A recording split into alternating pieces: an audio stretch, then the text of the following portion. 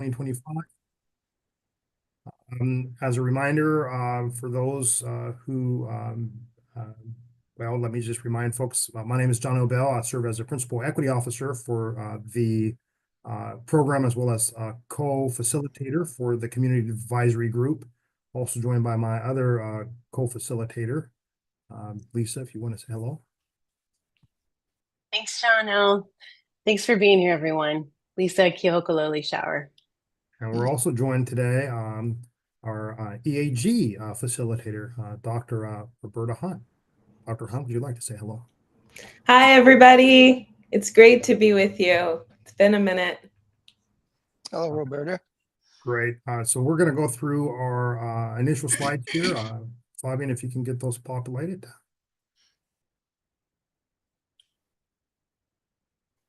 Just a reminder, we have closed captions, which is available in English as well as in Spanish. English closed captions are available within Zoom and YouTube. The users can follow this link to view both English and Spanish captions in a separate browser window. Next slide, please. Just a reminder as to how you may access closed captions. At the bottom middle of your screen, you should see a menu of options. If you can't see the menu, hover your mouse over the bottom middle of the screen. Click the square CC icon towards the right side of the menu to toggle captions on. Click the submenu arrow to access more settings, including language, font color, and font size. Next slide, please. In the effort to continue to center equity, there is an ASL interpreter in addition to closed captioning. To make sure the interpreter is always visible, please right-click their video and select Spotlight Video. For those watching on YouTube, when we screen share, you will be able to see the slideshow, closed captioning, and the ASL interpreter. You will still be able to hear different people speaking, but may not see them. Next slide. Just a reminder of our public input instructions. There will be an opportunity to provide brief public input later in the meeting, roughly around 7:15 p.m. Verbal public comment will be welcome in the Zoom webinar during the designated time, with the option to turn on your web camera. Please use the link located in the meeting description on the YouTube meeting page or on the IBR CAG plus EAG meeting webpage. Commenters will not be allowed to share their screens and will be removed from the room once the public comment period concludes. To comment by phone, please dial 669-900-6833 or 408-638-0968. You'll want to remember to enter a meeting ID number 897-7533-8358, as well as a passcode number 701942. Please remember to dial *9 to raise your hand. After you are invited to speak, please dial *6 to unmute yourself. Next slide. Thank you again for joining us today. Please do join audio by either phone or computer, not by both. This really helps to reduce the feedback. We encourage panelists to please turn on your video. Please keep your audio on mute when not speaking. If you experience technical difficulties, please contact program staff at 360-329-6744.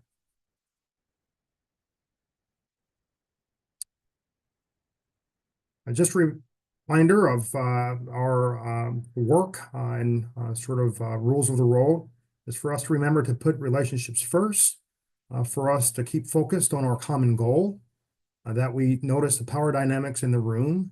We always want to remember to create space for multiple truths and norms, to be kind and be brave, that we constantly practice examining racially biased systems and processes, and that collectively we look for learning. Next slide. Just an overview of our agenda today.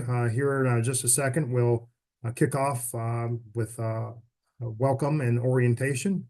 We'll have a chance to participate in an icebreaker. We'll have a chance to identify why we are here joining together, CAG and EAG. And then we'll have an opportunity of looking ahead. We'll receive program update. Then we'll have a robust conversation around Section 106. We'll get to unpack the health analysis. We'll receive any public comment, discuss next steps, and close. Next step. Next slide, please. With that, I would love to welcome our CAG co-chairs, Ed Washington and Lynn Valenter. Lynn, I think you're kicking us off. Actually, we decided that Ed was heavier on charm, so he'd be leading our class. So Ed, if you could unmute and give us your warm welcome, everybody will get feeling all good, and then I get to talk about stuff. So my co-chair, Ed. Lynn is so cool, so cool. Just like to welcome all of you back. It's been a while. Lots of things has happened, lots going on, but Sam, was good to hear your voice. I know with all the things that all of us are involved in, we sometime run a period where we don't see each other, and I miss that. But just thank all of you for coming back and joining us today, and particularly, I'm sure all of you have some good Easter egg stories to tell us, if that fits the situation far away. And I'm going to just move a little bit to the left, not moving right this week, and turn it back to one of the greatest people in show business from the great state of Washington. Leanne. Can you tell we've been working together for too many years? Thank you, Ed. If we could go to the next slide, please. Wanted to talk a little bit. First of all, I'm just super excited that we've got joint meetings. I think it just makes so much sense. And so I get to talk a little bit about why it makes so much sense. So as we're working toward the final SEIS, both groups are anticipated to be covering the same program topics. So joint meetings allow for resource sharing and more efficient collaboration, which is great. We do not yet know the topics or anticipated schedule for the rest of the spring and even into fall. We've not made decisions on the timing or process for sunsetting CAG or EAG, but we do recognize that the program is shifting into a different phase of work as we get closer to construction. The current assumption is that meetings will be planned when needed throughout the record of decision expected early next year. The strategy for what a future advisory group could look like, including its structure, charge, and a transition plan, still needs to be developed to ensure that we are being thoughtful and intentional with our approach. We are currently assuming, and stay tuned, you get a vote later. We are currently assuming we will use the regularly scheduled EAG monthly meeting dates for all joint meetings. We will check in with CAG and EAG in this meeting. That's the Menti poll. Some of you overachievers have already done, but the rest of y'all, cool your jets. We will get there. We will check in with our members to see how this new date and time works for future meetings. And we can change future dates based on members' preference. We hope that you'll be able to join us and continue to join us, and we sincerely appreciate any flexibility you have to meet on a different date and time in order to allow these combined meetings to occur. So again, welcome. It's fun for all of us to be together, and I look forward to us continuing down this path collectively until we get a record of decision, and then we'll see what comes next. With that, I'd like to turn it over to Dr. Roberta Hunt, who will help us break the ice and become fast friends if we weren't already. Dr. Hunt? Thank you. Thank you. It's so good to be with you all. And, I always smile when I get to be with Mr. Washington. You've been like a feature of my life in Portland for a long time. So it makes me glad. Thank you. All right. So please share your name, organizational affiliation, or at-large status and pronouns. Our icebreaker, Name one thing that you couldn't go a week without. So one thing that you couldn't go a week without. Who will kick us off? All right, Sam. No. I thought all of us were supposed to raise our hands and then, okay. All right, I'll go first. Yeah. Okay, so I think Sam Kim, if I remember what I was supposed to say, him, his pronoun. Let's see, I don't know if I missed anything else here. So one thing I couldn't go without, I have to go running, whether it's treadmill or outside or somewhere. In the Northwest, when it rains so much, I wear glasses. So, I have to use a treadmill. And when treadmill's not available and I don't go running for a week, I'm miserable. Did I cover everything? I think I did. Brilliant. Yes, thank you. So, and you're from the CAG and Oh, yes. I'm from CAG. I've been on the CAG since day one. I think we're going on our 4th year or 5th year. I lost count, maybe a decade now. I don't know.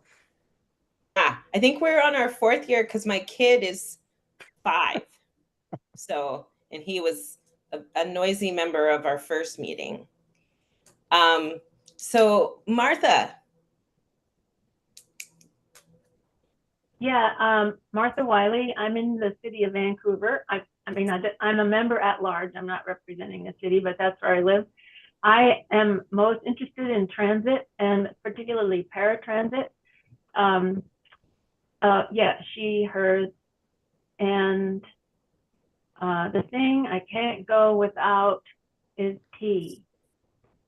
Tea. Love it. All right, Julie. Hi, so I'm Julie Dumbia.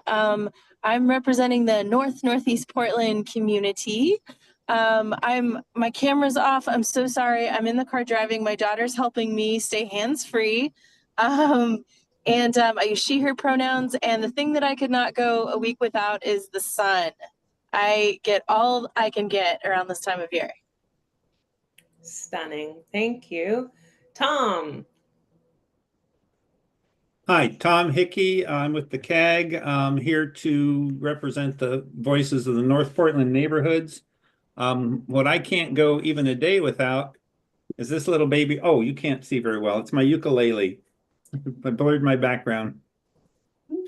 Brilliant. Great. Thank you. Okay, Jay. Hi, I'm Jay Clark. I'm the Director of Government Affairs for the Portland Metro Chamber.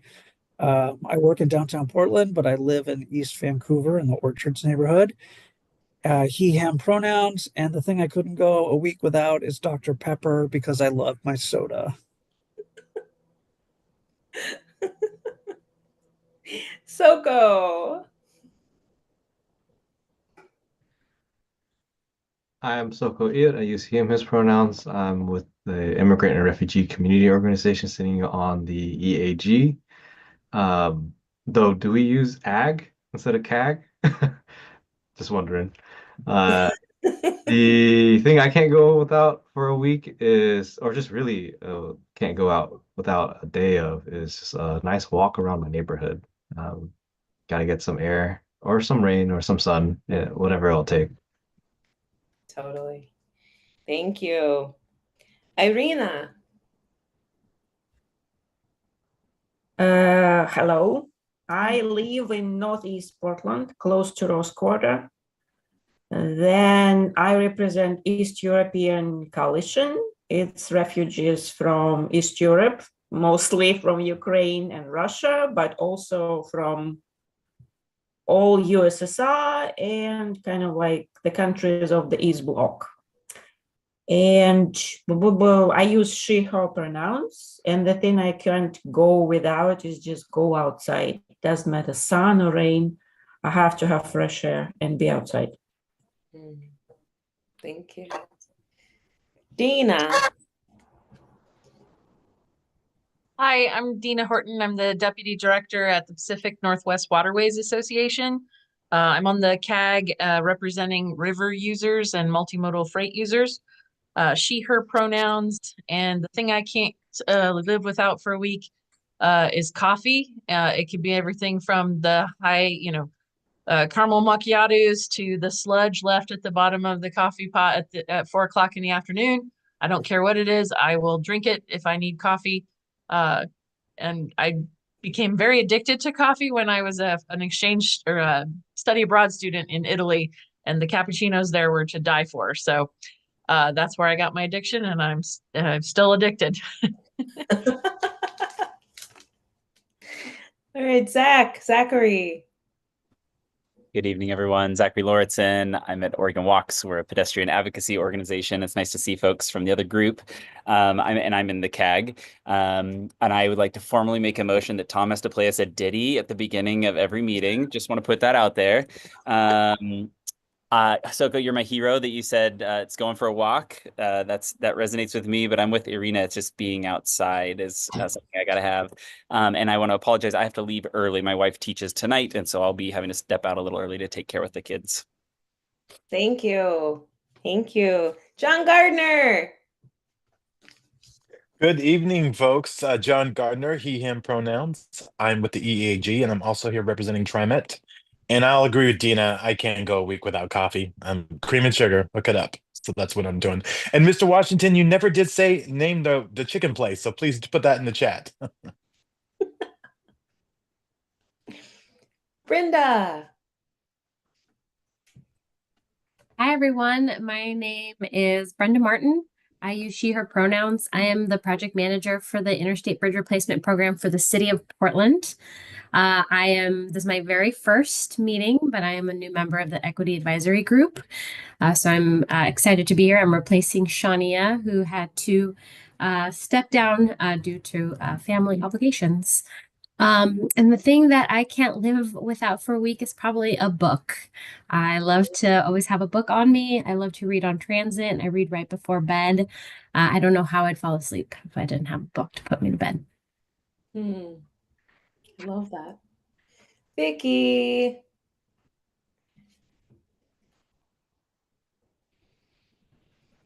Hello, I'm Vicky Nakashima, and I'm a member of the EAG. I live in East Vancouver. I use she, her pronouns. I'm also a member of the Community Benefits Committee, representing the EAG. The thing I can't seem to go without at least twice during the week is driving over or back on the Glen Jackson Bridge during peak traffic time. It reminds me twice a week how important that bridge is. Thank you, Vicky. June. Hi, everyone. My name is June Reyes. I use she, her pronouns. I'm with the Port of Portland on the community impact team. Something I can't do a week without is eating chocolate, especially for my rough days. One of them happens to be a little bit today. Thank you. Tom.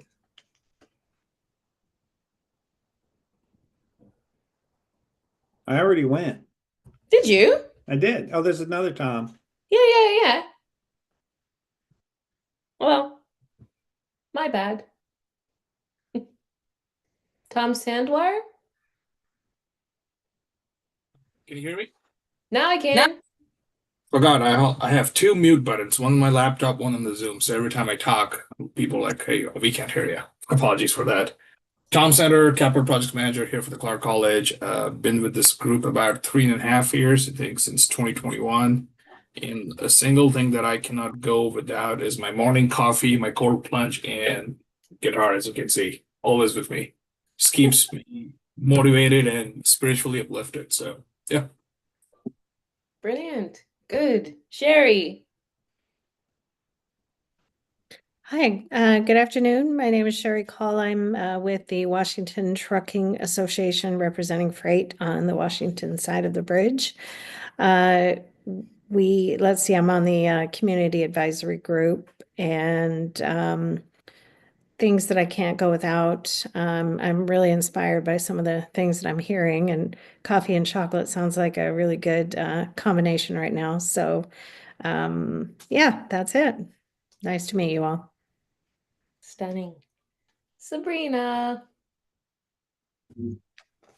Hi, good to see everyone. I'm Sabrina Owens-Wilson. I use she, her pronouns. I'm here representing Metro, and I am a member of the EAG from the beginning. And I cannot live without candy. Great. Aiden. Good evening, everyone. Aiden Grunauer, they, them, or he, him pronouns. Assistant Director of Civil Rights and Equity, representing the IBR program, also on the EAG. And so glad that we've all come together this evening. It's great to see all these beautiful faces. Let's see, one thing I couldn't live without, definitely being out in nature. I can't survive very long without touching nature somehow during my week.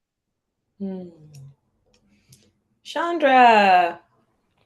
Good evening, friends. My name is Chandra Washington, she, her pronouns, and I also am a part of the EAG. Thing that I can't go without, I was looking around my desk, is sticky notes. You ask me a question, it's going to go on a sticky note. Now, we hope that I can always find it, but it's there. Great. Nikki. Hi, everyone. I am Nikki Chen. I'm the business partner for the City of Vancouver. And the thing I cannot go a week without, thanks to my teenage daughter, is Dutch Bros. If I'm taking her, I end up getting one too. And now it's become my thing as well. Brilliant. Okay, so Mr. Washington, have you gone?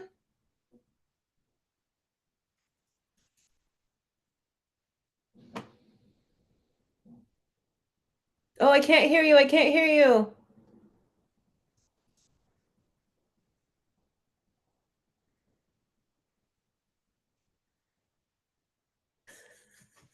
Yeah.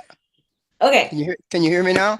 I can. Okay, Ed Washington, the other co-chair of the CAG, and one of my favorite things is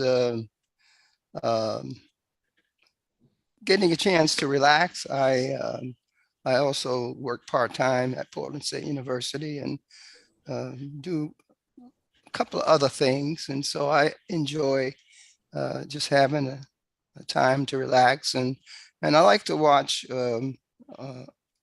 old movies on TV. I don't watch them a lot because I usually fall asleep, but it's a pleasure just having the opportunity to get together with all of you, and look forward to that. I think we will all come away with a lot of good ideas and good new ideas. So I look forward to all of our shared participation, and especially with my, I always refer to as my dear friend and co-chair Lynn.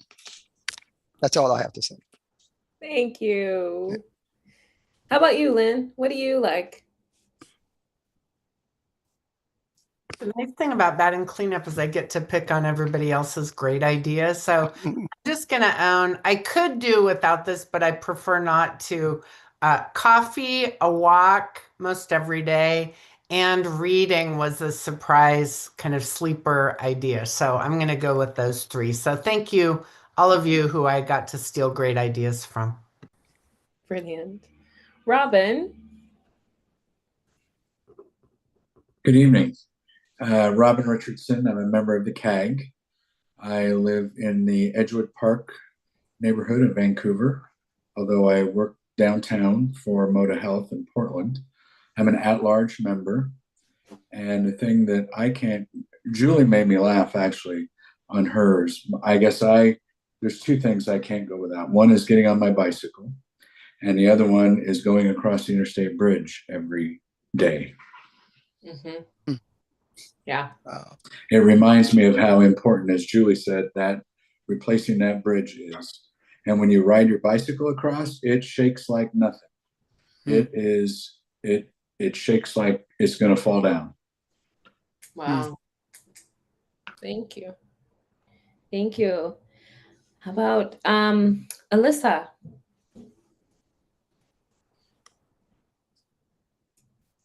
Hi everyone, Alyssa Shaw. I use she, her pronouns. I am here representing the Washington State Department of Health.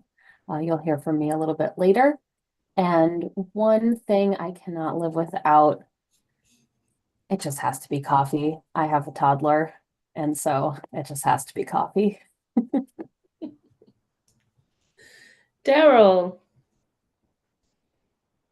I'm Daryl Wendell. I'm on staff with the IBR program, deputy program manager working on the EIS and the engineering. I use he, him pronouns. I happen to live in Bellevue, Washington, but a former Portland resident. And thing I can't do without is slipping my dog a treat from the table, even though I know I'm not supposed to. Mr. Johnson.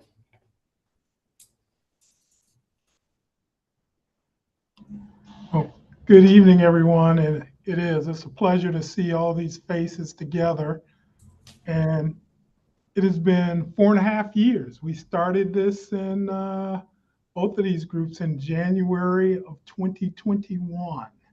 So thanks for all those who have been a part of this journey. Greg Johnson, IBR Program Administrator. The thing that I can't live without is music. I listen to music every day. When I ride my bike, I have my speaker attached, and I love music. It informs me, it calms me. It is just a good thing. Brilliant. Thank you. Thank you, everyone. Have I got everyone who wants to go? Have I got all of the CAG and EAG folks? I think so. One thing nobody mentioned was a nap. Cannot live without a nap. Good brain health. All right, I'm going to pass to Lisa. Thank you, Roberta. Yes. So we are just going to do a little bit of a refresher. So many of you have been part of this journey with us since the beginning. In fact, we did a orientation, Janelle and Roberta, Ed, Greg, Lynn, in January of 2021. And there was a lot of really good work that has happened since that orientation. And so what we really want to be able to do is just kind of pull folks back together in terms of advisory group roles, and then some of the guiding documents that we have assembled so that groups that have not been doing some of that work can get a little bit of a refresher. So first, we really are looking for the advisory groups on the IBR program to provide advice and perspective from both your lived experiences as well as your professional background. So some of you may recall we had over 500 applicants in particular for the community advisory group. We had just an overwhelming response as we were setting up the equity advisory group. And so there was a lot of very intentional thought put into how to set both of these tables up for really the maximum impact to the program as we went through the process of restarting and getting clear about the purpose and need, and then what the guiding values and commitments the program would make. We are looking for you to continue to ask critical questions, request information, and offer that input. And so just as a reminder, the Equity Advisory Group was really assembled to make recommendations to center the program on equity and address impacts on historically underserved communities. And the difference with the Community Advisory Group was really to represent community of voices from Portland and Vancouver and ensure outcomes reflect public needs. So as a member of the facilitation team for the Community Advisory Group, I would just speak to the fact that there was intentionality, not just with the professions and the lived experiences, but also ensuring we had Portland and Vancouver. YUC, our two co-chairs, one from the Portland side and one from the Vancouver side. Next slide.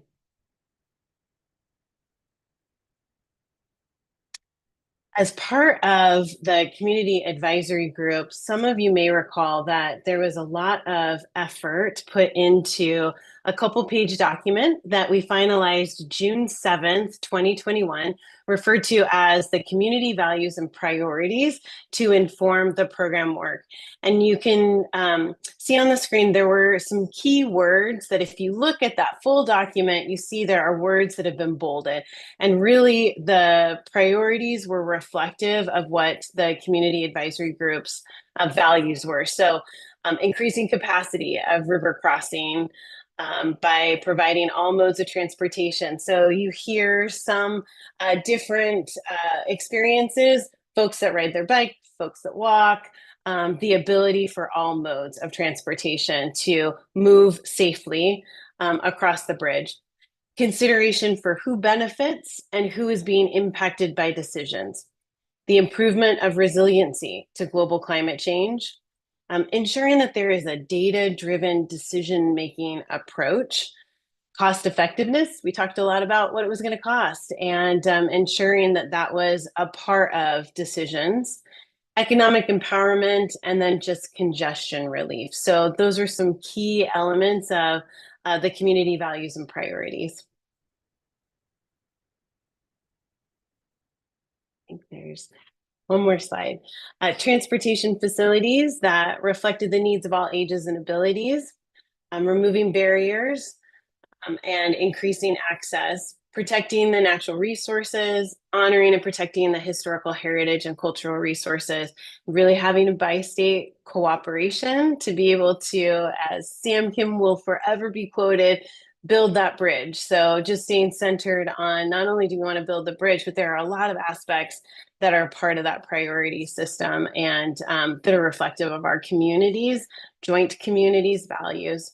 And then just seeking opportunities for meaningful engagement with all impacted communities. And you see us report out very regularly how many engagement opportunities have there been, how many more opportunities are there in front of us, and how do we ensure that those voices are impacting the decisions that are being made. So I think that might be my last slide on the community advisory group. I think I'll go ahead and turn it back over to you, Roberta, to talk a little bit about the EAG framework. Thank you. Thank you. So the results-based accountability framework, from the beginning of our work, the Equity Advisory Group has followed a framework that centers accountability and focuses on actionable results that work to ensure all impacted communities' perspectives are considered. It starts with defining the outcomes we want to see and determining how we will measure success. These are the metrics that inform the work. The strategies and tactics we will use align with the available resources and tools available. It's important to ensure that our transportation system serves everyone fairly. Infrastructure projects have the power to reshape communities.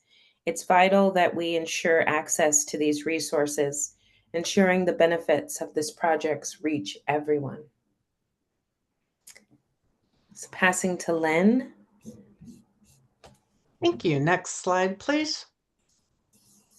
So as I noted earlier, we do not currently have topics for the rest of this spring, but we do have topics for this summer. So in these meetings, as we look ahead, the design team will introduce the task to create guidance for architectural elements for IBR. They will describe the purpose of architectural guidance for various elements in the program corridor, review previous work and guidance, and share initial thoughts about the overarching design character of the corridor. The design team will then seek feedback from advisory group members on those initial thoughts to incorporate into the next iteration of design. So in a lot of ways, these are the moments we've been waiting for to get our hands on something concrete. So we will continue to work to that end. Next slide, please. Now we're going to do a Mentimeter poll. So if I can ask everyone, those of you who haven't already done this, excuse me, please go to your email, and you should have received an email from CAG admin. It came in at right around 5:07. It's called Access Details for Today's Interactive Mentimeter Survey. So if you could, there's 3 different ways once you find that email to go to the poll. And we're going to ask that you input your opinion 1 question at a time, because you'll be able, I think, to see the results as we go. So if I could see the next slide, please. Does the next slide ask the question or no?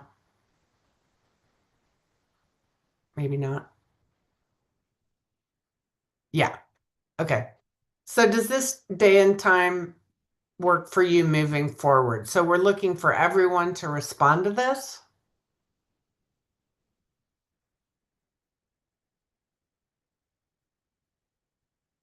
Irina, you have your hand up. Is that Yeah, what date and what time we're talking about?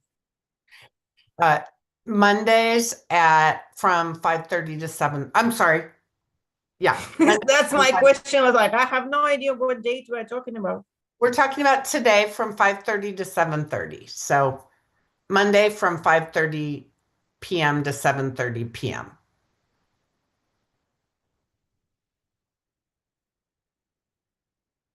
Okay, we'll give it just a few more seconds. And we do have a series of 4 questions, so we will be asking for your input. Okay, thank you. Fabian, can you move us to the next question then, please? So, which day works better for future monthly 2-hour advisory group meetings? Is it Monday, is it Thursday, or is it both? And both doesn't mean we'll double up the meetings. It just means that you can accommodate either.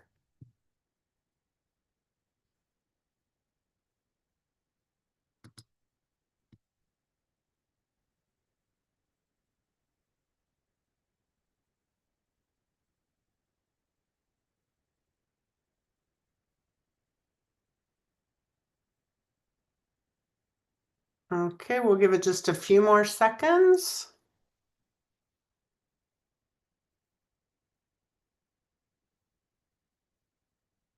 All right, thank you, everyone. This is so efficient. Really appreciate your time. Fabian, if you can move us to the next question. Which start time works best?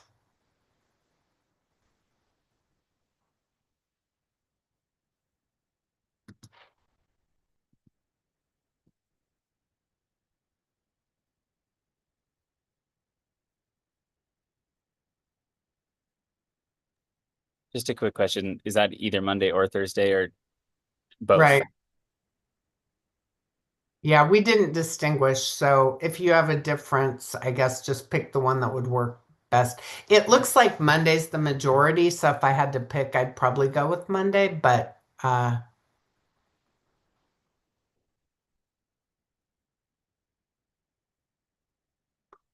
okay, I think we have the answers in. So earlier is better. Interesting.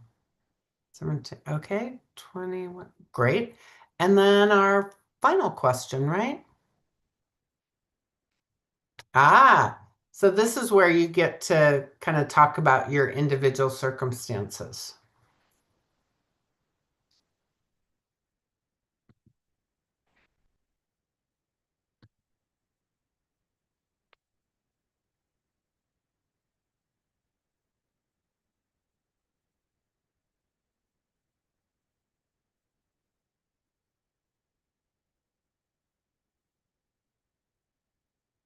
So we will compile this, and we do have some members who were not able to attend today, which suggests that Monday might not be the best for the people who didn't show up. So we will be allowing people who are not in attendance to complete the poll after the fact, and then we will compile that and look forward to moving forward. So thank you. Everyone's really kind of good and thoughtful, and we do appreciate your flexibility because, as you can imagine, with the number of participants, it's impossible to have everyone be able to attend every meeting, but we do appreciate your input and flexibility as much as available. With that, I get to move us from our Menti polls to most of our favorite part of every one of these meetings, which is where we get a live and in-person or via video update from our program administrator, Greg Johnson. Greg? Thank you, Lynn. Once again, what a excellent group of dedicated folks. I said it is our pleasure as the IBR team to have you guys weigh in with us on these issues. So thank you. So let's talk about where we're at. Let's go to the next slide, please. So we continue to do our outreach. That's one of the things we heard as a criticism of previous efforts that, we weren't out engaging folks. So we continue to do things to reach out in the community. So we've had a tour with middle school students to get them out on the bridge and make sure they understand that, this is going to be something that they will be living with for the majority of their life. So having them understand what this program is, we think is very important. We've done several youth events over the years, so we want to continue to do things like that. We also are working with Apex. Apex is an organization that is, am I thinking of the right one? Helps small businesses grow. And so they have their Bridge Building Blocks 2025 series. So we continue to engage with them to make sure that we are setting up small businesses and DBEs, women, minority-owned businesses, veteran-owned businesses for success on future opportunities with the program. Oregon Business and Industry, making sure that the business community is well informed of what we're doing, so we continue to meet with them and make sure they understand where this project is and where it is going, so we can have the appropriate support for our issues. And you'll see we also are meeting with other Apex entities to make sure that, once again, we have folks who are looking out for small businesses and making sure that their pathway to work on this program is clear. We did a presentation before the Construction Management Association of America, the Oregon chapter. Once again, having allies and locally, but also who report to a national chamber to talk about how important this is. So once again, STEAM Pathways Summit, we presented. We also presented at the City of Portland's Committee on Labor and Workforce Development. One of the things that we received a lot of kudos for was we recognize that our program will be helping to drive the workforce into the future in the construction and the trades and in transportation. So talking to that committee and about some of our efforts in the study we commissioned on the needs for workforce in this region. It was a great conversation, and we're looking to actually collaborate on several programs coming up. One of those is a WashDOT program called High School to Highways. So we're interested in getting that program to create some pathways for pre-apprenticeship programs for folks who want to be in this industry. So a lot of good work going on. We're still continuing to be active in the community. The last one that's not shown on here, I participated in a West Side Economic Alliance conversation last week, and it was a powerful meeting talking about, once again, if the country does go into a recession, how programs like IBR can help offset that by having a robust hiring practice for local folks here in this region. So a lot of good things going on. We'll continue to do those things. And once again, I ask each of these groups, if there are folks and groups you want us to appear before to tell the IBR story, just let us know. Reach out to the facilitators of the program, reach out to the program, and we will make ourselves available. So next slide, please. So this is the good news slide. It used to be the okay slide, but this is actually the good news slide. This is our program schedule and tells about where we are at. And you can see we have been in that green box for a long time. Ever since we started these advisory groups, we have been talking about the environmental process, the planning processes. So that is coming to hopefully a close, a successful close in early 2026. So the NEPA process, the National Environmental Policy Act, we successfully completed the draft process. We are now in the final supplemental process, and we're hoping to wrap that up at the end of this year and get a federal record of decision in early 2026. And what that will allow us to do is start spending those construction dollars and getting all of those grant dollars that we've been awarded at the federal level to start bringing those dollars here to this region and get this project underway. But you can see there's a number of continuous activities.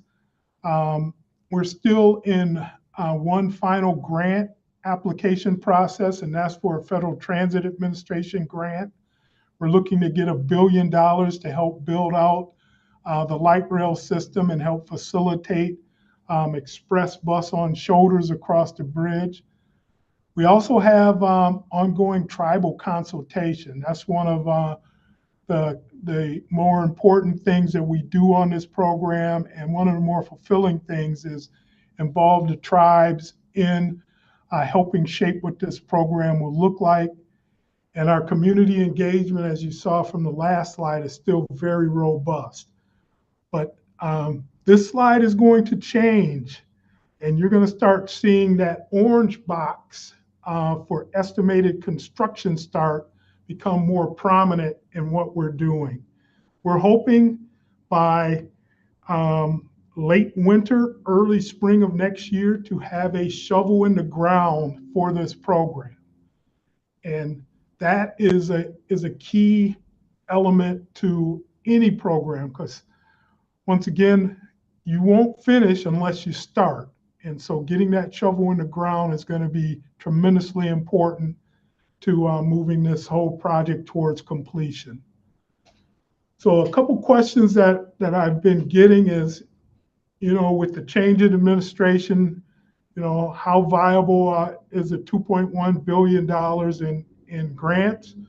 Right now, we are hearing nothing but positive from the Trump administration on the status of our grants. The agreements were signed. We are moving forward. And once again, once we get those dollars flowing in the construction phase, that will be another huge milestone for this program. Also, there's conversation in the Washington legislature.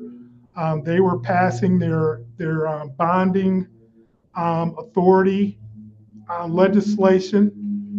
And one thing that they looked at, they said, well, we see that inflation is deteriorating the ability for these large programs to get done. So they are actually looking at raising the cap on how much bonding can be done based on tolling. So it's a great thought because we are being severely impacted by the inflation and escalation that we're seeing nationally and in some cases globally for construction materials. So this is a process, once again, that has taken a long time, and folks have been tremendously patient, but folks want to see that shovel in the ground. And this spring or a year from now, we're hoping to have that shovel in the ground and have a large celebration with all you folks who have been a part of this. So with that, I think that is my last slide, and I will turn it over to Haley Reff, who is going to talk about Section 106 update. So Haley. Excellent. Thanks so much, Greg. Really appreciate you. Next slide, please. Thank you. Hello, everybody. My name is Haley Reff. I'm the Interstate Bridge Replacement Program Cultural Resources Manager, and am looking forward to being here with you this evening to talk a little bit about the Section 106 process, as well as an upcoming public comment opportunity we have related to the Section 106 process that I'll explain here in just a moment. Hey, Haley. Yeah. Hi, sorry to interrupt. Zach, I see your hand up, and I was curious if your hand was up because you had a question for Greg, or if your hand's up because you're excited about what Haley's going to present and you already have a question for Haley. So, Greg? Yeah. Okay. Haley, do you mind just pausing for just a quick minute, and then Not Zach? at all. Okay, do you have a question for Greg? Awesome. Thank you. Thanks for the update, Greg. I was curious about the bonding question and the repayment of those bonds through the Washington legislature. Do we have some, so like I don't know if the EAG had the same thing, but at our last CAG meeting, we had some like specific tolling numbers, ranges, time of day, high end, low end, that kind of stuff. With the new upper end of that 2.5, what are the new numbers that people are expecting? I'm going to guess if I say this, most people are going to nod in the room, which is one of the questions I get all the time is, what's it going to cost to go across the bridge? And so it's, I think, important for us kind of as ambassadors to have that information. So can you talk a little bit about, I'm sure the numbers have been rerun. What are we looking at? What band are we looking at on that upper end? So currently for automobiles crossing, they were looking at a range from $1.55 up to, I believe, $3.55 per trip. And they haven't finalized their conversation around that.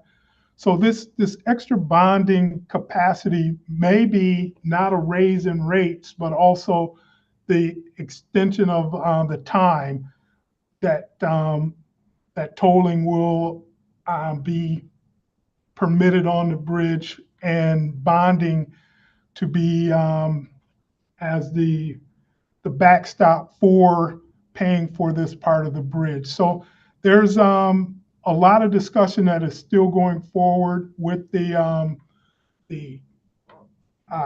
bi-state committee from both transportation commissions.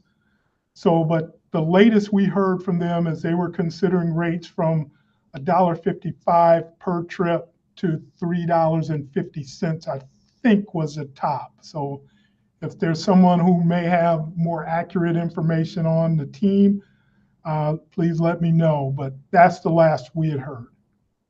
Is it fair for us as we talk to folks to say, if there is an additional about $1 billion on the top end, that's like a 50-60% increase, that can we say out to the public, like, that's probably going to be around a 50% increase of the toll rates or tolls for longer periods? Are we comfortable saying that? So I'm just hearing from people that question a lot. So I want to make sure I'm armed with the right information to talk about it.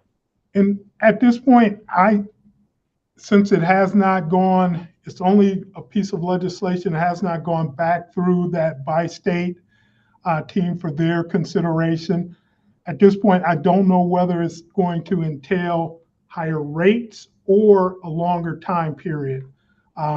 that the bonding would collect those dollars. So, but we will find that out, and we will get back to this group and let you guys know what that means overall for someone who wants to cross the bridge, what it will mean for their pocketbook. Okay. I just want to, I think what you all wanted some feedback from us, so I will give you this feedback. I hope that's okay. We do a lot of work in East Portland as an organization, and East Portland is the place where there's the highest concentration of people getting injured and killed on our roads. And anytime you increase the rate of tolling, it's going to cause diversion over to I-205 and the Glen Jackson. And then those folks are going to feel like behind schedule because they had to go out of distance and then rushing back through East Portland to get back to where their destination is. So I'm just sharing that what I hear from a ton of my community is, oh, geez, projects going up in price, they're bonding more, higher tolls, people get pushed into our community, and our community comes, bears the burden of that traffic. And so I just want to pass that on, that is something that we are acutely hearing from our constituents. Understood. And as part of our analysis, we did do a diversion analysis to say, yeah, there's a certain amount of folks who will choose to divert over to the 205 corridor. But currently the 205 corridor is already congested even on its best day. So if we can successfully make this a multimodal corridor and create reasonable timeframes for people to get through this corridor, people will have to make the choice of what is my time worth. And so we're hoping that will become a scenario that plays out, is that folks will look at this and say, hey, I can save myself 45 minutes to an hour rather than going over to the far east side and coming back west. So we'll see. We have some analysis in the document that talks about diversion, but we are aware of the concerns and the issues and are going to be trying to make this as least impactful on folks outside of this program area as possible. Great, thank you. And anytime, as soon as we can get those numbers around updated toll numbers and what y'all are expecting, it would be really helpful, I think, for all of us who are out there in the community talking to folks. They want to know what that number is going to be. It's a huge question, and a fear, I think, is the right word to say. And so the sooner the better would be really great, because people see that $2.5 billion number and go, wait a second, what's that mean for us? And the more we can know, that'd be great. Thank you. Will do. Thanks, Zach. I see Sherry's hands up. Oh, sorry. Yeah, just a quick question while we have Greg on the line. And maybe it's redundant given Zach's questions, and I appreciate the line of thinking, and wondering if your team is actively assessing potential added cost to the bridge given the tariff situation, and what you all might be doing to plan for materials and sourcing or is that a next step kind of a conversation? So we are in the process of starting another cost validation process, cost estimating validation process, or CVIP. And all of those things are keeping some of our folks up at night to try and understand, what the tariff picture will look like, what it will mean for the price of steel. There are so many variables. Once you start pulling at certain threads, you can unravel a whole blanket, basically, because there's so many things that you have to consider.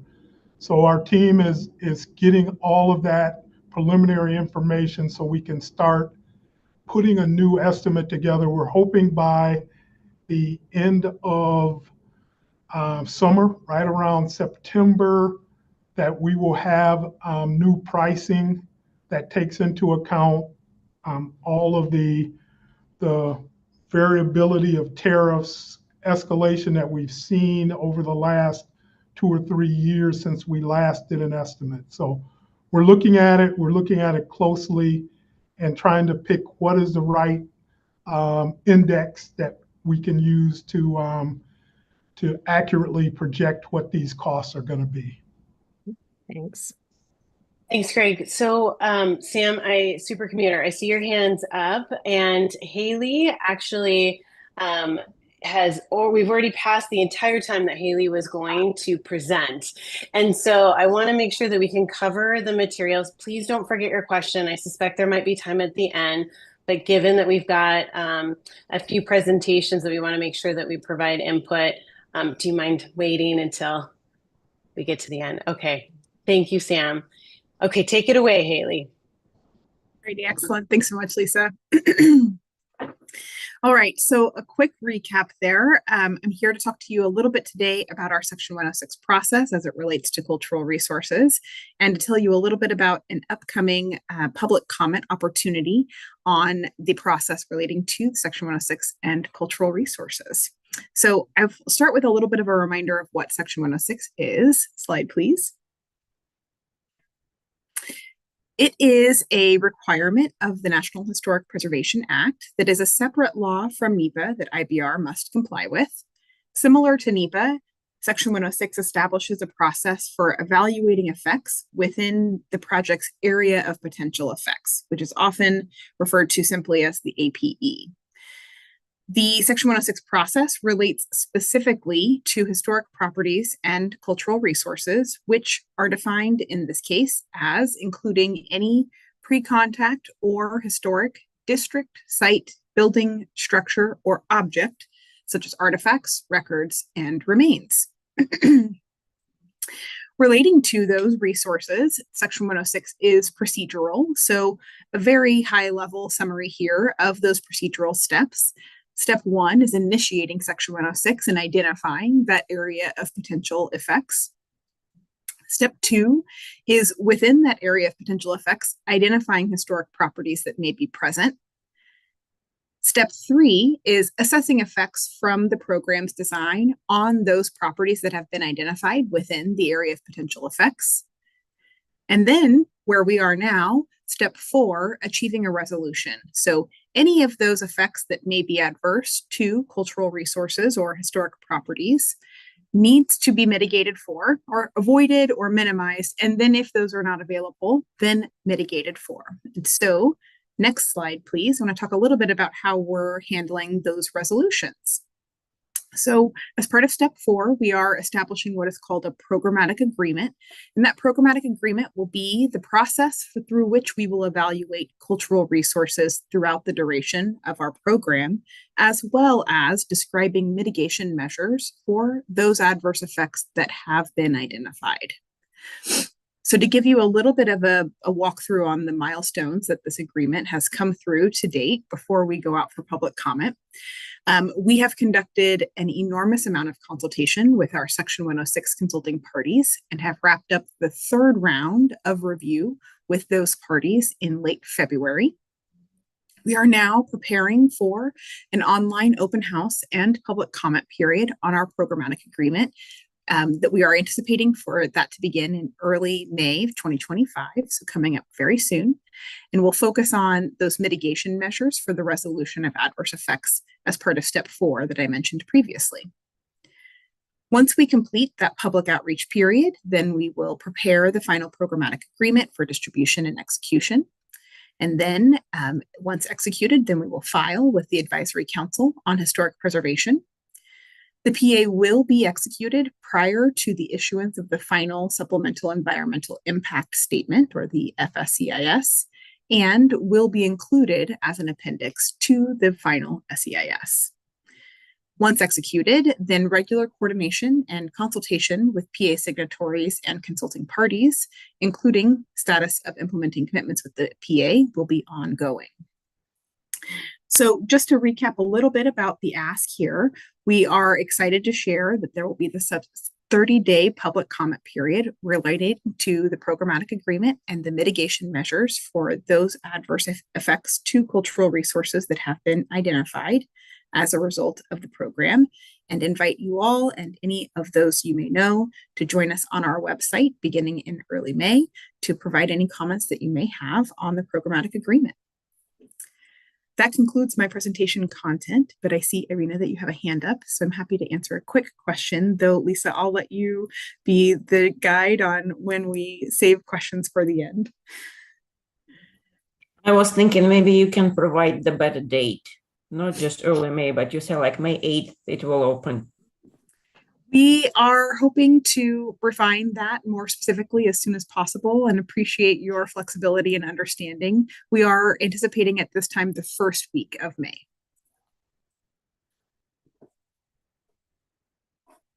Thank you all very much. I'll hand it back to you, Lisa. You really condensed that, Haley. Are there any other questions for Haley? Okay. I'm hearing also a bit of action, Irina, to follow back up with the group here, and we'll be able to provide the information on when that is available, and you can push that out to your community members. So I'm going to move us through the next phase, which is around health analysis. And I just want to introduce Chris Regan, who's our IBR environmental manager, to kick us off with this section. Chris. Thanks, Lisa. Hopefully you can hear me okay. I was in the IBR office, but I think I sit too far from Greg's office because I had very spotty Wi-Fi connection. I think I had like 5 minutes within an hour where I heard people talking about their icebreakers.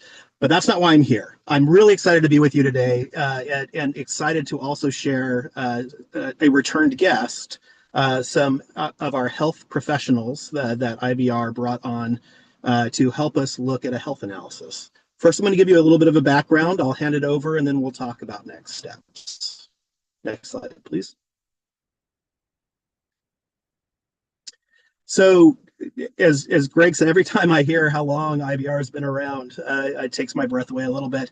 We've covered a lot of miles and we've got so many more to go. But early on in our conversations with several of our program partners, we heard the need to ensure that we took a look at health within the program area. And so in response to that, IBR requested an independent review from Oregon and Washington and the local counties that serve the IBR area. Part of the program's approach was to ensure that any review that was done could be available to those individuals who are reviewing the document. And so we asked our health professionals to ensure to provide comments to the draft supplemental environmental impact statement, along with other folks who had given us comments as well. That way the comments could be public. Everybody could see it and they could see how IBR was responding to it. And as a matter of fact, as Greg reported, our hope is that we will get to the final supplemental environmental impact statement in late 2025 by the end of this year. And that's going to include written responses to all of the comments and including this report that Alyssa and Anna are about to describe. And I think with that, I'm going to hand it over and ask you to take it away. Oh, there was one more. Thank you. Sorry, I'm in my car. The other thing that's really important is they are return guests, and they did reach out to both EAG and CAG and had great conversations with you. Really, it was great to be part of that conversation and hear the enthusiasm of our health professionals after that. Part of the questions we heard from this group was they wanted to understand what health concerns have been conveyed by the community about this project. So what are we hearing? Whether or not the analysis considered the impacts on commuters as well as freight transporters that have to deal with traffic along the bridge. Concerns during construction for air quality, water quality, and noise pollution, and concerns about the limited availability of detailed air quality data within the program area. There were also recommendations provided by CAG and EAG, including prioritizing green space and ensuring that we have clean air to breathe as critical components of IBR's program's health impact considerations. Okay, I think that's it. So now this is where I'm going to hand it over to Alyssa and Anna. Thanks, Chris. Hi, everyone, again. Just a reminder, I introduced myself in the icebreaker, but again, my name is Alyssa Shaw. I use she, her pronouns. I am the Environmental Health Assessment Team Lead at the Washington State Department of Health. And Anna, do you want to say hi really quick? Sure. Hi, everyone. My name is Anna Caldwell. I use she, her pronouns, and I'm the Environmental Health Evaluation Specialist on Alyssa's team at Washington Department of Health. So you see all of our program or our health analysis partners listed here, but I just want to call them out by name. They are not able to join today, but we're here not just representing Washington State Department of Health, but our whole team, Oregon Health Authority, Clark County Public Health, Multnomah County Health Department, and the Cowlitz Indian Tribes Health and Human Services. We're all partners in this health analysis. Next slide, please. So Chris just went over a little refresher, but just from our point of view, we want to just remind a couple of things because it's been a while since we talked about our health analysis. Anna's going to review the topics in the next slide, but I just wanted to remind us all here that part of our health analysis was to make sure that we were looking at health equity and environmental justice embedded within each of the topic areas that we're going to talk about. And with that, I'll pass it to Anna. And next slide, please. Thanks, Alyssa. Yeah, so our topic areas for the health analysis were these 6 you see here: air quality, transportation and active transportation, noise, climate and health, social determinants of health, and water quality. And we used icons throughout this presentation and our report to represent where those topic areas are coming up, particularly when it comes to our recommendations, showing some combined benefits of some of our recommendations with those. And we will go through our recommendations first and then wrap up with a discussion of our findings as time allows. And if y'all have questions, if we go through things quickly for sake of time, please let us know if you have questions at the end, but we recognize we're a little behind, so we want to support getting through all this. Next slide, please.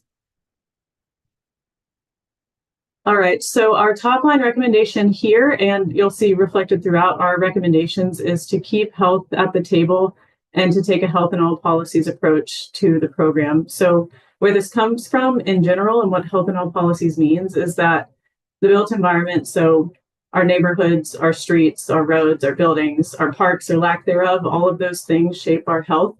And you may not immediately think of health when thinking about a transportation infrastructure project like this one, but projects like this very much do directly and indirectly affect the health of communities where they're located. So what this means for the IBR program, what this recommendation means is to involve public health partners like us, community and tribal representation in decision-making, along with program partners and agency partners for the program, to allow all of those involved parties to have the opportunity to infuse health and consider cumulative health impacts of the program in the decision-making process. Ultimately, y'all have the opportunity to make a positive impact on the health of the Vancouver and Portland and larger, but directly those two communities through this program. Next slide, please. All right, the next few slides will be organized mostly by phases of the program. There's one other little category of recommendation, but we found it most useful to organize our recommendations for the most part to address the design phase, the construction phase, and then the overall kind of lifetime and maintenance of the program. We recognize that completing the DSCIS was a huge accomplishment. Y'all saw that timeline and how long it's been, 4.5 years, a whole toddlerhood. But we know there are still hundreds probably of decisions to be made and through the design and implementation phase. And so we wanted to recognize that at each of those phases is the opportunity to both consider the potential health impacts of the program and the opportunity to mitigate those health impacts if they are not positive. And we can go to the next slide. All right, so part of that for the lifetime of the project is this overall theme of prioritizing sustainability, transparency, communication, and health for the lifetime of the project. The next couple recommendation slides will have this blue category and then numbered specific recommendations underneath.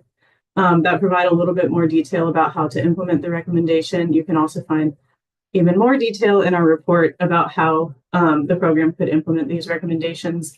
But here, what this recommendation really calls for is an accessible, importantly, two-way communication system between the public and the program and the governments and agencies involved in implementing it. One of the core values of public health and government is transparency with the public.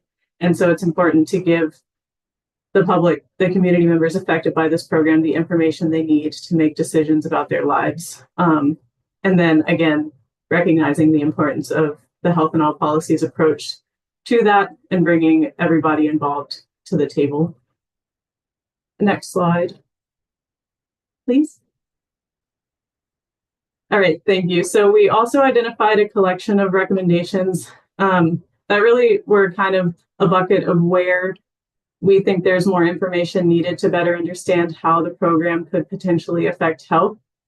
And we want to pause and make it clear that we recognize that the DSEIS was incredibly thorough, and we're not saying that there was not enough information to meet the environmental impact assessment and NEPA requirements for the program. That document took years and it was very thorough and had a lot of information. Where this category of recommendations is coming from and where health impact assessment itself comes from is the gray area where the environmental impact assessment is incredibly thorough, but there isn't necessarily a focus or connection of the potential health impacts of those environmental impacts of a program. And so that's where this bucket of recommendation comes from. We'll get into a little more specifics of like what additional information and modeling we'd like to see that comes from our findings. But a lot of that came from wanting more information about the potential demolition impacts, as well as air quality and fugitive dust, things like that. And I will pass it over to Alyssa. And the next slide, please. Thank you, and thank you, Anna. So like Anna said, we're looking at a couple of different time scales with our recommendations. So we're looking at lifetime of the project, but then we're looking at things starting with these recommendations of design. So these next few are going to talk about the design, then we go into construction.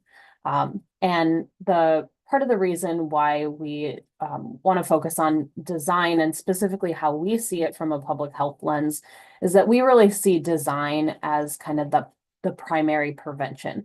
That if you can think through some of the ways that you can mitigate some potential harms in the design phase, then there's less to mitigate down the line. And so focusing on the design phase is really a huge opportunity to implement some of these recommendations to make sure that they include positive health impacts. And again, like Anna said, all of these recommendations, they're in our full report. We're not going to read every single one of these off of our slides. We're going to be pulling out some examples, but our document should have been sent to you all. And if you didn't get a copy, it is publicly available. So if you want to read through more, and that'll be available to you. So one of the, again, one of the pieces that we really want to focus on with the design phase is to really focus around designing for health and equity. And I'm going to move to the next slide where I have an example.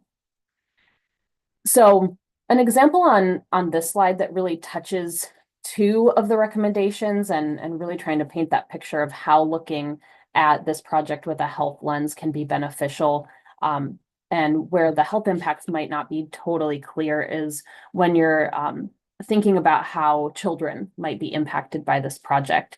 So two pieces came up for us while we were doing our analysis, and the first was about noise and the impact on learning. So higher rates of noise really impact children's attention and comprehension when they are learning. And so if you're looking at the noise impacts and you're solely analyzing noise impacts for the project without thinking about that from a health lens, you might not make that connection. Additionally, for displacement, children are highly impacted academically when they move schools in the middle of the school year. So we recommend that any displacement plan take those things into account and prevent disruptions to children's learning.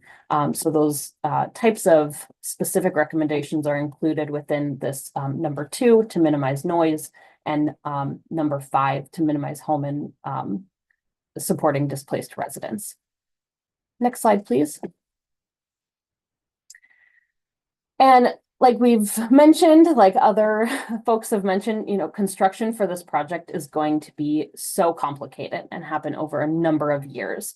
So these recommendations really reflect the intention to reduce the impacts to community members through construction. So we not only want to protect workers throughout construction, but protect the environment. And then we recognize that many of the construction times during the construction period, disruptions are going to be pretty unavoidable for a project of this scale, but we want to make sure that we're thinking about it and mitigating it so it doesn't teeter into a space where there are negative health impacts.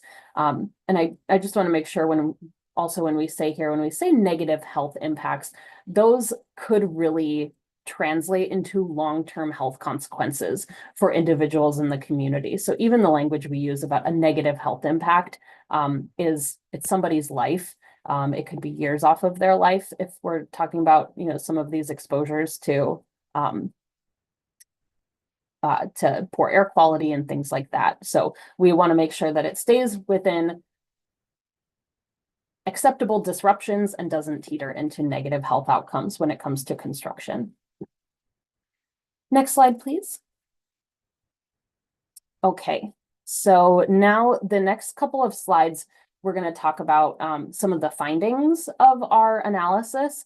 And we really broke these down into these next 3 slides. You'll see our potential positive health impacts, potential negative health impacts, and then, like Anna said, more information needed. Before we go through any of these, I just want to really make sure that I state that our analysis was looking at the DSEIS, and our analysis was of a static report. Again, we recognize that there are a ton of decisions that are being made every single day that might be different already from what was in the DSEIS and in our analysis. So our intention of highlighting all of these is just to show our appreciation of this opportunity to present an opportunity to mitigate some of these concerns that we came across. And it's not to say that these will happen. We're still seeing this as an opportunity to have the conversation and talk to the program about how to make sure that this is done in a way that values health, which is already shown by having us do our health analysis. So the positives here, as you can see, are many. The first I want to highlight is really the numerous benefits that we found with the improvements to the transportation network, generally improving active transportation and green space. This will have positive health impacts with more people having access to bike and pedestrian facilities. So not just that physical activity level will be a positive health impact that could then turn into improvements in chronic health issues the more active people get, but improving green space can also improve that opportunity for active transportation and improving air quality. Next slide, please. So the potential negative health impacts that our analysis identified, the first I wanted to highlight, which was a huge concern from you all that you raised when we spoke to you last time, and then came up with some other conversations, which is air quality. So the DSEIS projects that the modified LPA will result in a 33% increase in vehicle miles traveled by 2025 compared to a 2015 baseline. And the evidence is clear that traffic-related air pollution and particulate matter from diesel exhaust is harmful to health. And so an increase in traffic volume, particularly for those that are living closest to the heavily trafficked roadways is a concern to public health. And like I mentioned before, another concern is displacement of homes and businesses. And that really touches a lot of the social determinants of health that we in public health really think about all the time.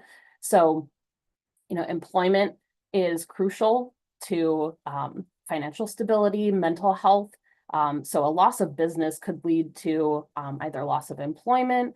If the employer is able to relocate, that could lead to longer commutes and more difficulties navigating, getting kids to school and childcare and things like that.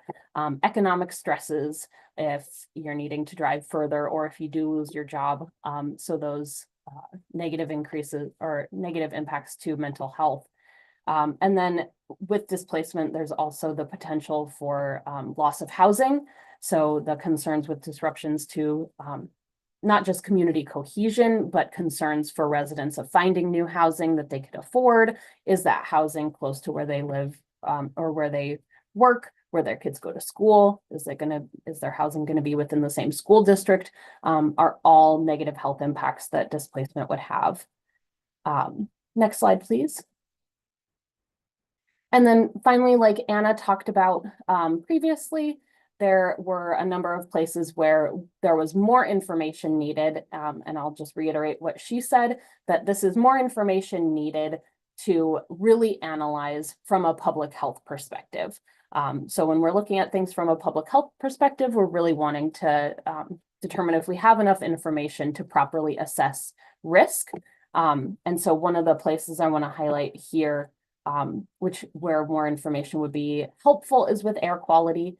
And so we describe in the assessment how air dispersion modeling would allow a more precise analysis of potential health impacts of the project. Right now, how air quality monitoring is done is typically at a regional scale, which is helpful and necessary to abide by, national air quality standards. But it's really hard to use that information to understand what is happening at a more localized context. So it's not information that we could use to say with confidence what is happening in a specific neighborhood, for example. So I know that was a lot of information. I'm sorry we had to go so fast. There is so much more information in our final report. And I really encourage you to read through it, and please don't hesitate to reach out. And I hope we are on time. I think there's one conclusion slide after this one that Chris was going to jump back in on, but this is the end of our section. I'll go quick. Yeah, thank you, Alyssa. Thank you, Anna. Really appreciate this. And again, it's important to recognize that, during our impact analysis, our health professionals looked at this and identified impacts, and taking this deep dive is really helpful to plug into our planning process that the National Environmental Policy Act provides. And so, as we pick that up and look at it, we're going to update details, clarify points that might have led to some of the conclusions that maybe we stated them wrong, or change things a little bit to get to the heart of the issue. And we're going to identify mitigation for other impacts. So we will show that as we write responses to the health analysis within the final supplemental EIS, along with all of the other comments that we've received. And the final SDIS will also identify specific mitigation commitments for impacts that are there. And that includes environmental topics that relate to health outcomes. There's a number of them in here that may be responded to through compliance with state and local permits. But it also, kind of underscores that, as Alyssa said, this is a multi-year program, and along the way, we're going to create this program for implementing a framework for considering these health recommendations all the way through. As we schedule and fund, we do final design, we get into construction, and we talk about how we move this forward in operational plans. This health analysis is going to help us throughout those different areas of the program. And we are going to continue to have ongoing partner coordination with the public, with tribal nation engagement, because in order to make a healthy community, We need all of our community partners to work together. This isn't just on IBR's shoulders. This is something that we're going to do together to make us a better place. I think that's it, Lisa. Don't know who's next. So we have hands raised from Zachary and Nikki. Nikki, go for it. You want to go first? Okay.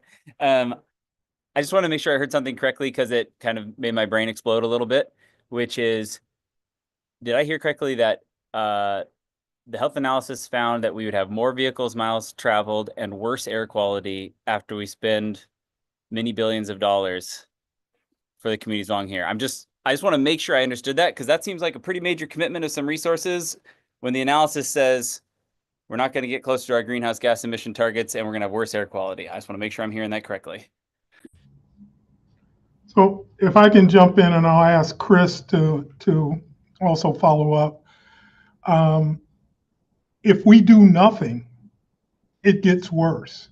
There are air quality things that are going to get worse. There's vehicle miles traveled that will continue to get worse. That's just the background condition of what we're finding. What we're doing with our program is actually trying to slow down the vehicle miles traveled by giving alternatives to getting into a single occupancy vehicle trip. So by having light rail, by having a connected bike and ped situation, we're actually trying to buffer that future condition that you're speaking of, Zachary. So doing nothing does not, reduce the opportunity for lesser vehicle miles traveled and lesser air quality. So I'll ask Chris to jump in and clarify where I may be going off the what the document says. No, Greg, you got it. You got it. The part of the response that I had in there as well was to make sure that we will be clarifying some of this information as well. The information that was provided as we look at no build versus IBR, it's still going to be a future activity, and therefore there's going to be more people here.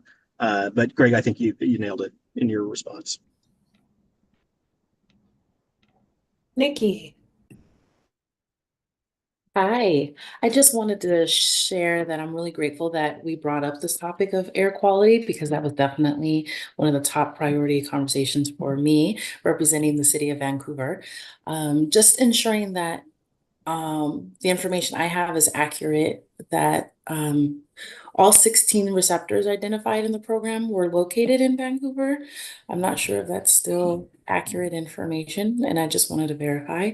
And if it is, are Alyssa and Anna going to be probably the people I'd reach out to directly in order to be respectful of time as we dive deeper into the conversation of air quality?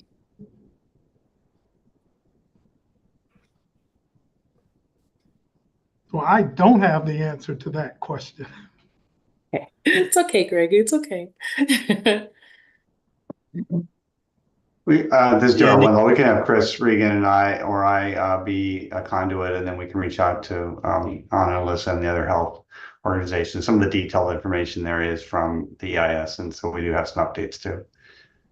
Okay. Just wanted to ensure. Thank you. Lynn.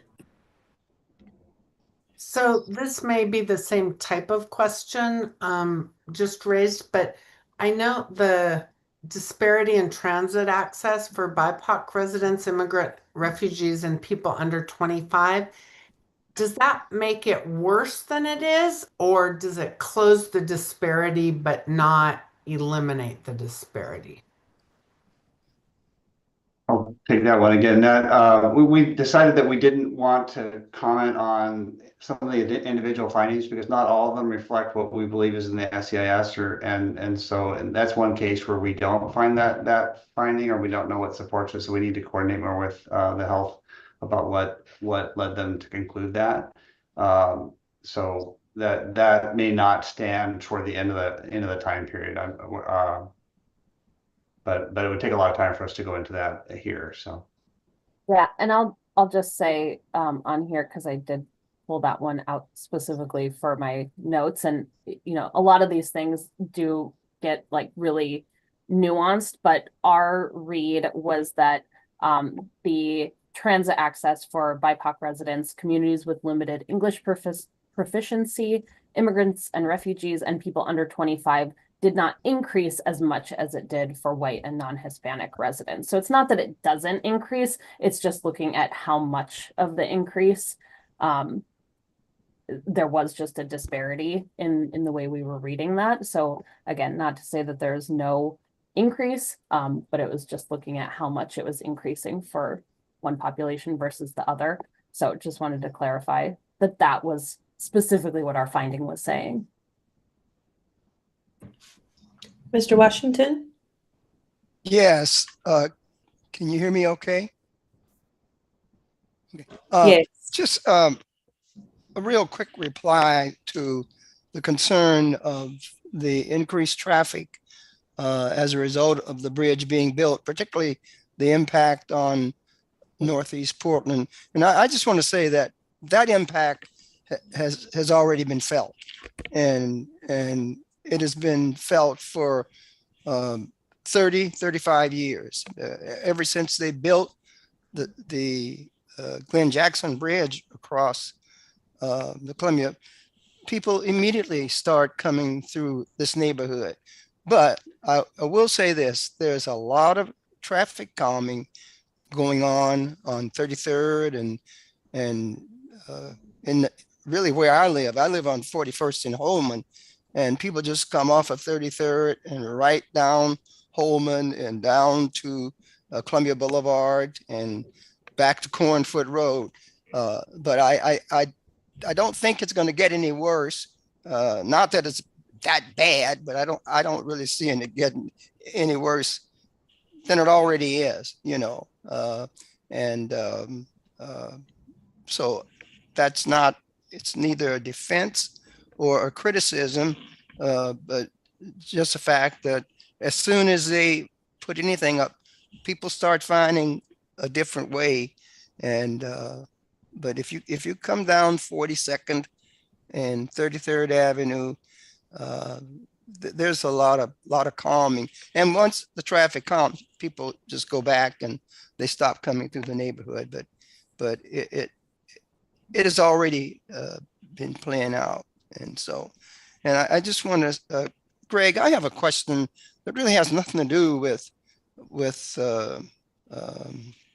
this bridge, but I'm just curious, with the destruction of the bridge back in Maryland, how does all of that compare to what we are trying to do out here, where they have to replace the bridge where the ship knocked down? Is there any competition or anything like that?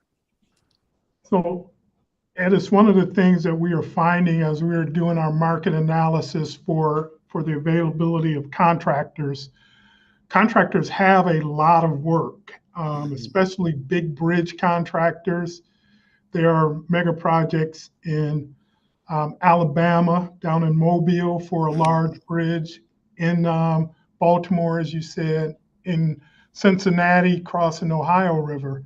So it's a competition for resources. So we're trying to make our program as attractive to contractors as possible, having the right type of delivery method that's more cooperative rather than adversarial. So all of those things will play into the pricing that we see for a project like this. Thank you.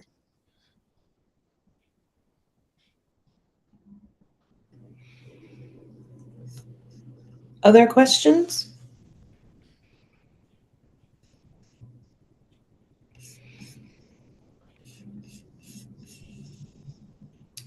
All right, so I will pass to Lisa. Thanks, Roberta. We have one public commenter, but I'd like to be able to, before we go to public comment, Sam, I know you had a question. There were several questions around tolling, and we have special guests. So Megan is here to be able to maybe answer a little bit more around the tolling question. So Megan, are you available to add some context, or should we go to Sam first with his question? I am here, but as you can see, I'm a little under the weather. But since I'm sitting at home anyway and working tonight, I wanted to come on and respond to some of the questions that came up. It's also why I'm not on video today, but you guys all saw me at your last meeting when I came to present about tolling. I know there were questions about whether toll rates may change with the legislation that was coming through in Washington. And I did want to address that. First of all, I will say that session is not over yet, so that legislation has not passed.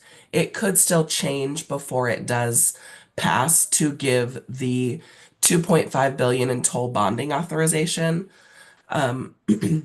If that does pass, that still doesn't change what toll rates are being considered right now, because the number of toll funding that we will need for this program, that's actually going to be identified by us. So like Greg said, we are working to update that cost estimate, and we will have that information later this year.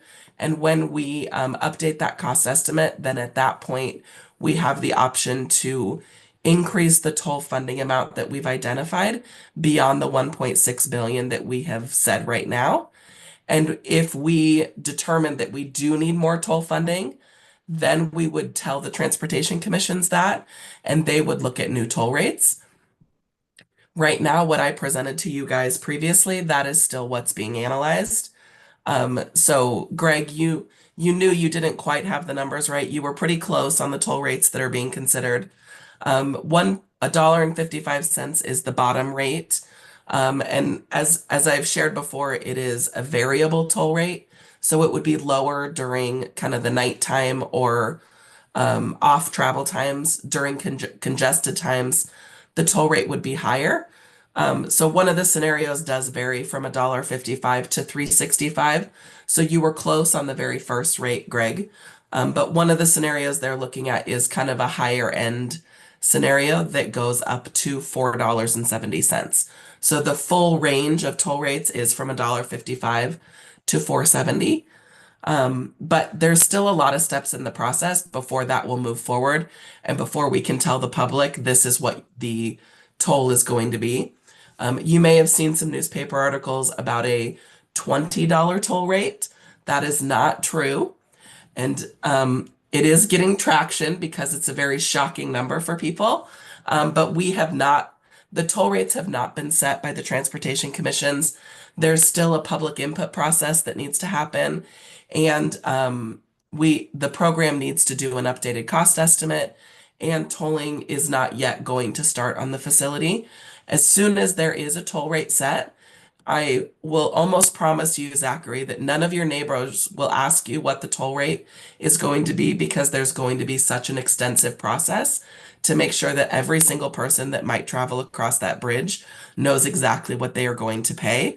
That's actually one of the spaces where the departments of transportation pay to do advertising campaigns so that people know how to set up an account. They know where to go to find the information that they need. They know how to pay their bill. They know how to get a transponder. And so they know what the toll rate is. So we do have a lot of steps to go. That legislation, if it continues in its current form, still needs to be signed by the governor. And then we need to update our cost estimate. And then the transportation commissions are still doing the analysis of those toll rates that we shared in the last meeting. So Hopefully that gives more information. I apologize for my scratchy voice. You may not even believe that it's me. Um, and if there are other questions, I can answer those too. Well, thank you, Megan. Teamwork makes the dream work. So Talk about commitment, listening, not feeling well, and then coming on the meeting. So any other questions regarding the tolling that Megan might be able to answer? Robin?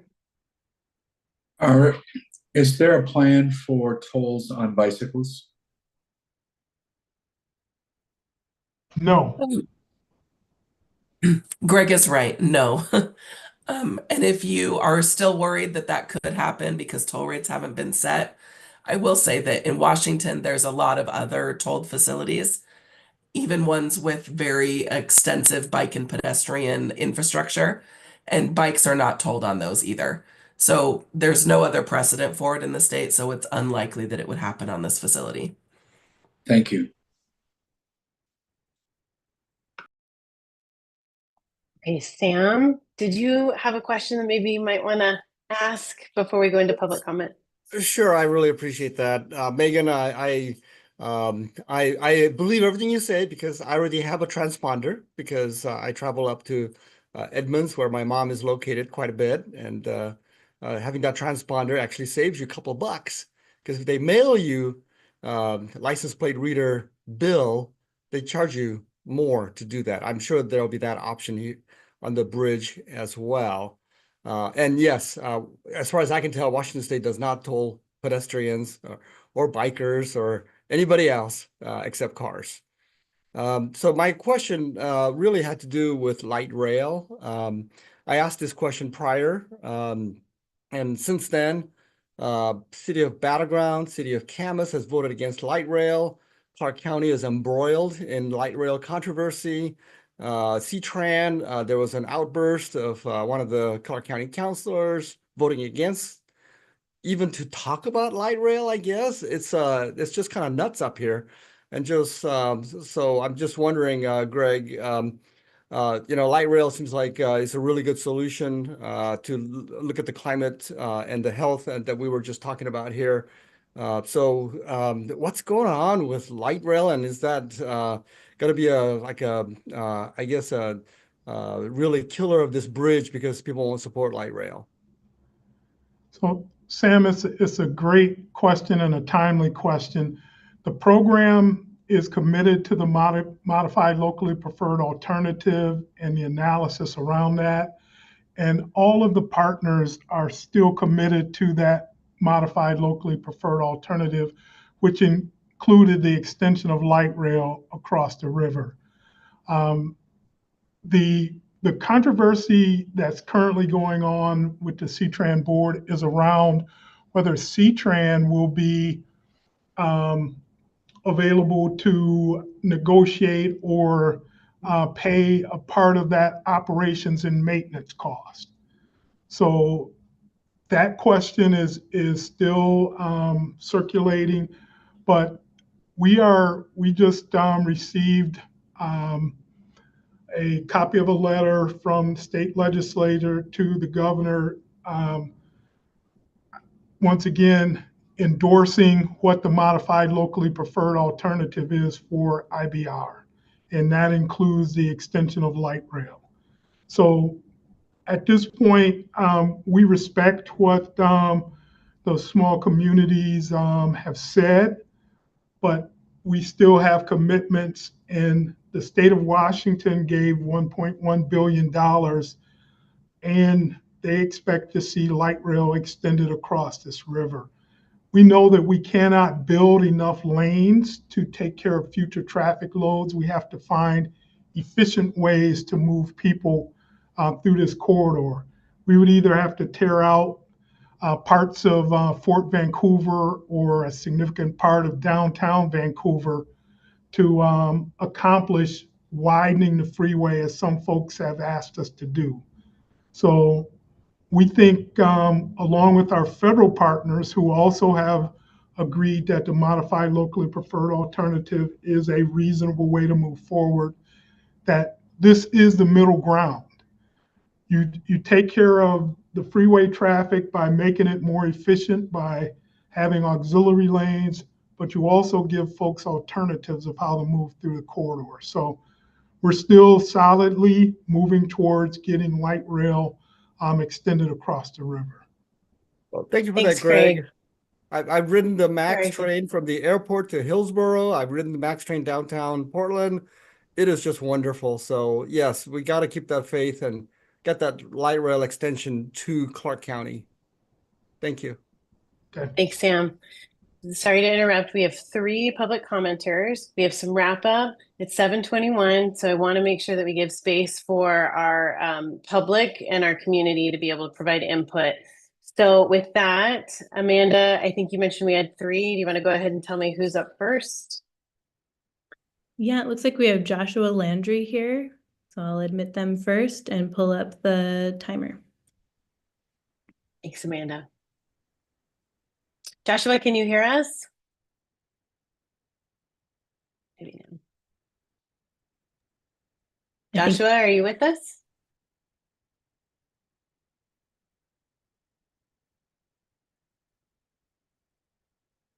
Joshua, are you ready to provide feedback to the CAG and the EAG?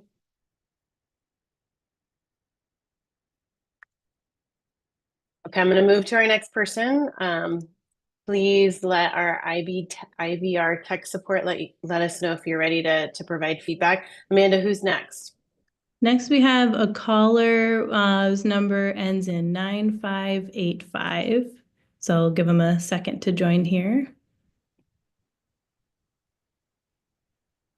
Okay, we have a caller who'd like to address the CAG and EAG with the last 4 digits of 9585. If you're ready, go ahead and provide input to the community and equity advisory groups.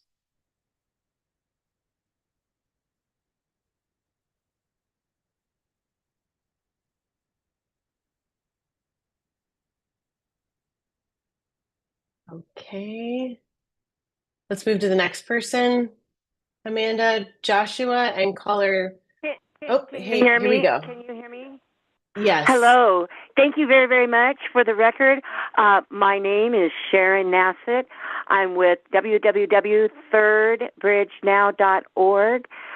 I would like to thank you today for having the meeting. It was nice seeing people from Oregon and Washington I haven't seen for a while. You all looking pretty good. I would like to say I've been involved since 2000. I was involved in the I-5 Trade and Transportation Partnership and other things in the North Portland Business Association Transportation Chair.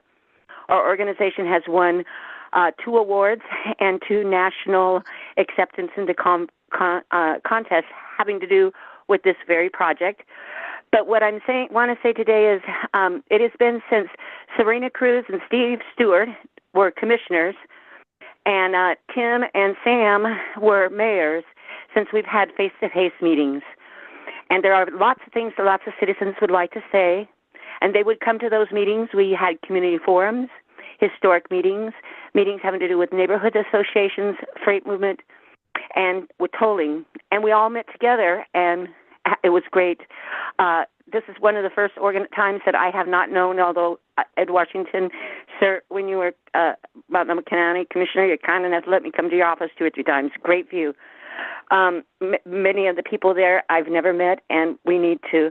And that is the only way to settle this. And also, David Bragnon, who was the president of Metro during this as a signatory agency, a CRC signatory agency's letter in May of 2021 here recently clearly stated all the problems we're having with the current process. Remember, as you're going forward, there is an entire organization that has absolutely everything that we want done, and they have barred us out.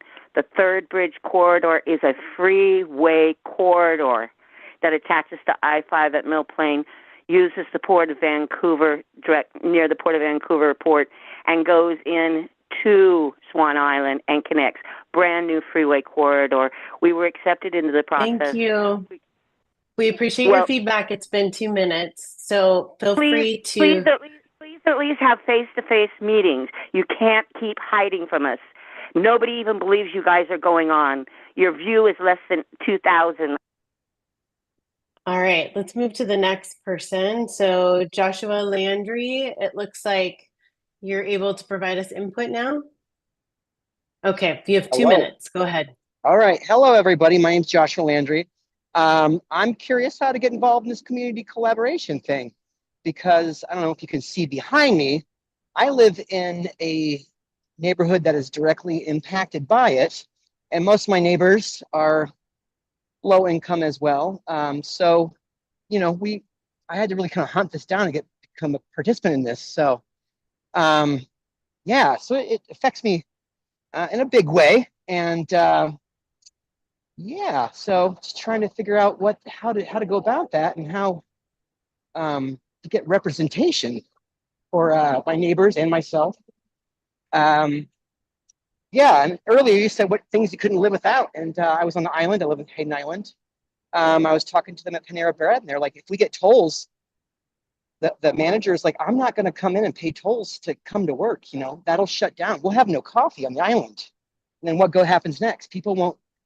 Tax refugees won't be coming to Hayden Island to support it from Washington, which is a big economic factor. So we'll become a food desert, you know, which has happened already with our Safeway being shut down with the Columbia Bridge replacement, its predecessor. And, you know, it's just a matter of time before, you know, our other options evaporate. It just kind of seems like we're the sacrificial lamb. We're like the, I don't know, the stepchild in the divorce. Anywho, so I'm ready to. Thanks for your time. That's it for me. So, Thank you, Joshua. Appreciate you spending the time providing input. All right, our third caller, Amanda. I'm not seeing them in the waiting room anymore, so they may have dropped off. Okay. All right. Okay, thank you. I want to just give some space to our co-chairs to be able to wrap us up. And I have some next slide with our next steps that I think we could probably pull up. But do you want to make sure that Ed and Lynn, you have just a couple minutes to be able to share with us closing comments. So it looks like we have a community benefits advisory group that's set for May 22nd. From 9:30 to 11:30, you're able to watch this. And I know a few members of this group participate on the community benefits advisory group as well. So with that, all right, off to Ed and Lynn to wrap us up today. Okay, well, this is Lynn, and I just have a very brief message, which is thank you. I think having the two groups meet together will give us some important synergies, and I just want to thank everybody for joining and being active participants, and we will look to find the days and times that work best for most of us. So thank you again, and I'll turn it over to Ed.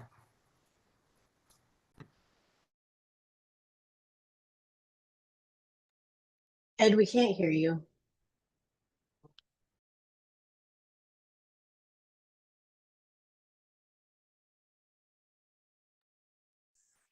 Can you hear me now? Okay, sorry about that. Thank you so very much. This has been a wonderful meeting today and lots of good information.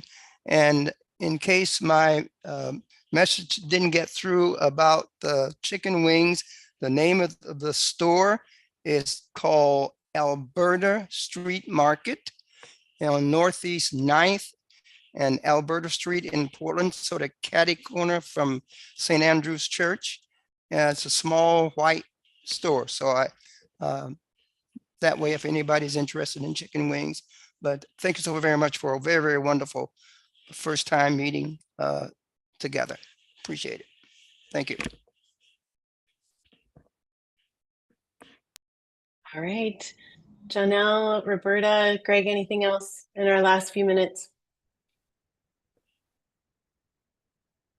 Great. Okay, we'll call it a night. Thank you, everyone. Good night, everyone. All right. Good night. Thank you all. Thank you. Thank you.